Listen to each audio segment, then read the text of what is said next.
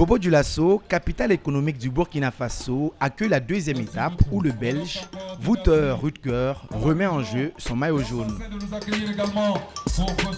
Bonne chance. C'est la plus longue étape du Tour, 183 km entre Bobo-Dioulasso et Dédougou, sous une chaleur de près de 34 degrés. Les attaques commencent dès le premier kilomètre, mais le maillot jaune, lui, est encore serein. Il laisse faire le spectacle. Un spectacle surtout assuré par la population de l'ouest du Burkina.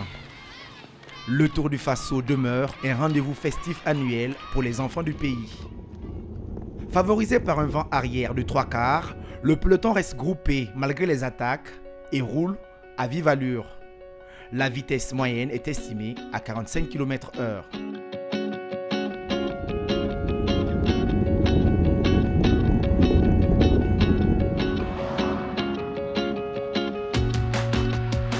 Après une heure de course, un petit groupe de coureurs mène une attaque.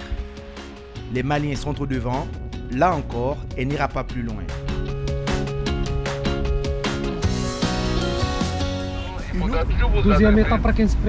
Dans les voitures des directeurs sportifs, on cherche la bonne stratégie et rapidement, un petit groupe s'échappe, dont un Marocain. Une grosse chute va toucher le peloton avec de nombreux coureurs à terre. La chute est terrible pour le Rwandais Moïse Mugisha, obligé d'abandonner. Le groupe maillot jaune reste sans réaction et laisse partir une échappée de 8 coureurs, dont 2 Marocains. Ils auront jusqu'à 3 minutes d'avance. À 25 km de l'arrivée, l'écart se réduit. Et finalement, c'est le Burkinabé Souleymane Koné qui bat ses compagnons d'échappée au sprint.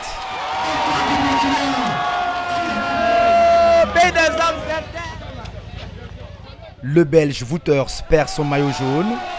C'est la première victoire du Burkina Faso et c'est le Marocain Moussine El Kouraji qui prend la tête au classement général avec 18 secondes d'avance sur l'Algérien Yassine Hamza.